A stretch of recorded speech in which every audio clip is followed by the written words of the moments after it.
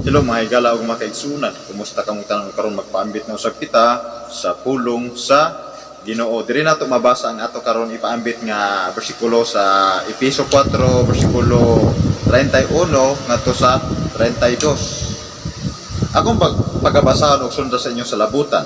Sa 31 nagaingon. Biyae ninyo ang tanang kayugot, kapungot o kasuko. Ayaw na kamo pag siningkahay o pag ininsultohay.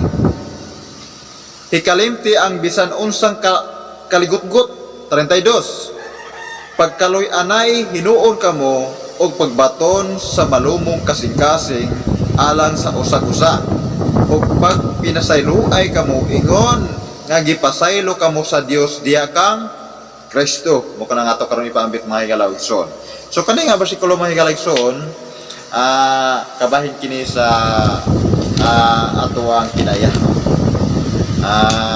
Kinanglan nga atong kinaya ato ang pagausbon, no? Tadiha nga naa na ta kang Kristo, kinahanglan nga usbon na nato ang atong kinaya, ang atong mga praktis sa unang daan nga kinaya, kinahanglan nga usbon na nato, no? Kinahanglan nga ipangayo nato sa Dios nga ang atong mga kinaiya mausob. Tagaanta sa Dios og bag-ong kinaiya, bag-ong pagkinabuhi, no? Tagaanta sa Dios og hatag-hatag kinaalam kay balo nga gikan gayud sa iyaha, no? Kinahanglan nga dito kita mo musugid, no? Unsa ato ang mga problema, unsa ato nga angay nga isulti, kinahanglan nga ang Dios ang ato nga sultihan nato. So kani siya ginaistoryahan kita ni Apostol Pablo nga biyaan nato ang tanan nga mga practice nato nga mga dili mayo sa ato ang kinabuhi, sa ato nga kinaiya. So nagaingon sa 31, biyae ninyo ang tanang kayugot, no? So biyaan nato ang atong kayugot, unsay atong ginakayugtan diha karon. Naabatay kinakayugtan sa atong silingan at mga katawan, atong biyaan, no? Ato ang iukang atong kayugot, no? Para nga sa diin kani siya nga mga practices, kani siya nga mga laygay ang mga tambag kini sa mga katawan sa Dios, na kinahanglan ang mga katawan sa Dios wala nay kayugot sa usag-usa, di ba? So kapungot, no? Kapungot og kasuko. So walaon biyaan usab ang kapungot og kasuko. So dili na ta masukanon, dili na ta kapungtanon. Kinahanglan nga walaon nato ang atong kapungot o kanang masukanon ta kanang dali tang masuko no? Kinahanglan nga ato na ipangayo sa Dios nga hatagan tagbag-o nga kasing-kasing bagong kinabuhi, no? Hatagan ta og mapailubon nga kasing-kasing, no? Dito ta mangayo sa Dios, no? Aron nga mabag-o ang atong hunahon atong kasing-kasing kaysa sa ato may galayson kung kita ang magbag-o-bag-o sa ato ang kinabuhi, dili ta kabag-o. Gawas kun ang Dios mao'y magapamuhat, mao'y magapabag-o sa atong kinabuhi. So sa diha nga diha na ta ni Kristo ato na ipangayo, ato i-practice sa diin katong mga bad habit, mga dili mayong nga kinaya, ato nga isalibay sa mga ibutan nato sa basurahan kung mayong ato silaban, aron nga dili na nato na mauting kay pag-usap, di ba? Ayaw na kamo pag siningkahay o pag insultohay. So ang mga taga-kalibutan, no? Ang mga kalibutanon mauna magsiningkahay, mag-ininsultohay, di ba? Mauna siya yung mga buhat sa kalibutan. So wala naman ta Dios sa kalibutan, ginaluwas naman ta ang Dios naman naman ta sa kamot sa Dios, una nga ginatambagan ta sa hamtong kanato sa mga pastor. Kung tabagan kita, dili ta musuko o dili ta ingon nga masunggo, kundi ato hinuon nga pasalamatan ang nagmaymay kanato, nagsangyaw kanato, kuan sa atong kinabuhi, no? Kinahanglan nga dili ta mag-uol kung kita maikog sa tuwa nga mga binuhati nga dili mayo, kinahanglan pasalamatan sa Dios tungod kay na bulgar ang atong mga dili mayo. So dito ta sa Dios magpasalamat ta nga salamat Amahan nga imo ako nga giyatagan og bagong kasing-kasing nga nakasabot na ako karon. Di ba? Hikalimte ang bisan unsang kaligot-got. May malakay kaligot-got kalimtin to. Wala na. Sa usap mahimo ko nimong si kaligot-gotan. Wala. Kalimtin to. Unsay mga kaligot-got unsay mga istorya diha dito asa dapit mga istorya kalimtin tanan. Ibasura to. Mahimo sila be. Di ba? Dineta sa 32. Pagkaloy anay hinuon kamo. So magkaloy anay ta, kita nga katawan sa Dios, kita nga ginagrasyahan, magkaloy anay ta, di ba? Kinahanglan magkaloy ta, magistoryahay ta sa kawalad una to, unsa atong buhat to, di ba? Kanon eta, magkataganay ta.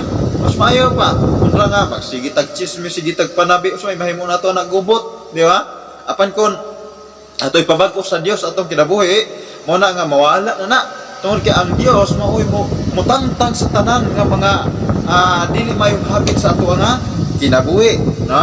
Pagkaloy anay hinuon kamo og pagbaton og malumong kasing-kasing. Malumong kasing-kasing. Kanang gingon malumong kasing-kasing, bisan pagkatawan ka biayon ka, hukman ka, magapa malumo ang imong kasing-kasing. Dili ka mo balik, dili ka mo balos og insulto, di ka mo balos og hukom tungod kay gipangayon na nimo sa Dios nga tagaan ka og malumong kasing-kasing. Di ba? Muna nga kita nga naana sa Ginoo na nang Kristo, kinahanglan nga kita ang sumbanan. No, kita ang sumbanan nga sa mga bata pagpagtuo. Kinahanglan nga sumbanan ta, kita ang sumbanan. Ipakita nato ang ato kinaiya nga dili lang makita sa tawhanon, dili ipakita nato sa private ra sa kaning public, kundi sa sulod sa atong kasing-kasing gayud ato ipakita kanila nga kita mao nato nga pagabuhaton sama sa mga apostoles kanato. Sila sumbanan usab kanato, no? Kay sila gikan kang Kristo ug si Kristo gikan sa Dios. Mo na mga higaligsuon nga mangahi ta sa Dios, dito ta magpakiluoy, dito ta mayangungo, dito ta magparahig sa Dios. Di ba? No. Ayun. Sa malumong kasing-kasing alang sa usag-usa. Og pag pinasayloay kamo ingon nga gipasaylo kamo sa Dios diha kang Kristo, ang pasayloay ta. So kung mao ni atong buhaton, ma-apply nato ni sa tong kinabuhi, mo resulta kini og kalinaw, kalipay og labaw sa tanan pagigugma. So kung naa nato ni, dili na ta manghilabot, dili na ta manghukom, wala na nang paghukom na to. Dili na ta kay abi niya may kalagson, ang tayo kalibutan naglantaw na naniid na nato nga mga katawan sa Dios nga masipyata, masayop ta. Apan mga kalagson, ako mistura kanyo, aduna ko'y kasipyatan, na ako'y mga mali sa ako kinabuhi, dili na nako makuha istorya na ko na, no? Dagan ta kasaypanan, no? Apan tungod sa grasya sa Dios, sa kaluoy sa Dios, nagapadayon ta bisan pag naa mga pandul ta na ayo ingon na. Apan padayon ta tungod sa grasya sa kaluoy. So ang kalibutanon, timan inyo ang mga kalibutanon. Kay mao ni siya sama ni contradict nato. Ang kalibutanon nagbase na siya nga sa istorya kung masayop ta ibulgar ta. Apan dili na mo gitudlo ni Kristo nga masayop ka diha ibulgar ka. Daghan na karon nga naminaw sila, apan ang ilang gipaminaw sayop. Ang sayop ra ang ilang ipaminaw og ibulgar nila ang sayop. Kana siya midako kayong sayop, no? Dako kay ng sayop ng mga tawana, taga kalibutan na. Naminaw to sila. Naminaw nagbase. Apan ang ilang gipaminaw ang sayop, wala sila naminaw para mablis sila, mapanalanginan sila, dili. Gusto sila makita sila og sayop nga sa pagpainong niya kita kay namatay masayop mo kita. Mas mayo ang kuno na lang nato nga kita aduna tay masayop kita. Tita perpekto. Ako di ko perpekto. Tungod na sa grasya sa Dios, tungod sa kaluoy sa Dios mo na nga nakasampit ko bisan wala ako igo nga iniskulahan. No? Ang ako ipabukalan is ang grasya sa Dios ug ang kaluoy sa Dios naman. Okay lang sa ako kung ako bibiayon, katawan, hukman, natural na. Kay kita katauhan sa Dios, walay pasidunggan bisag usa diri bisan sa mga apostoles. ginakatawan, ginababy ay unsa pa ka ang atong Ginoo ang Kristo. Ginakatawan, ginababy ay ginaludan, dili lalim ang kahimtang sa atong Ginoo. Mao gyapon kita nga nagsunod.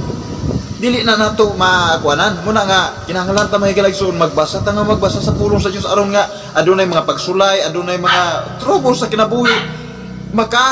Likay ta, makasabot ta. So kani siya nga bersikulo kung mahigalaigsoon nagpakuan kini si Apostol Pablo sa kinaiya. Nga kinahanglan usbo nato ang kinaiya, di ba?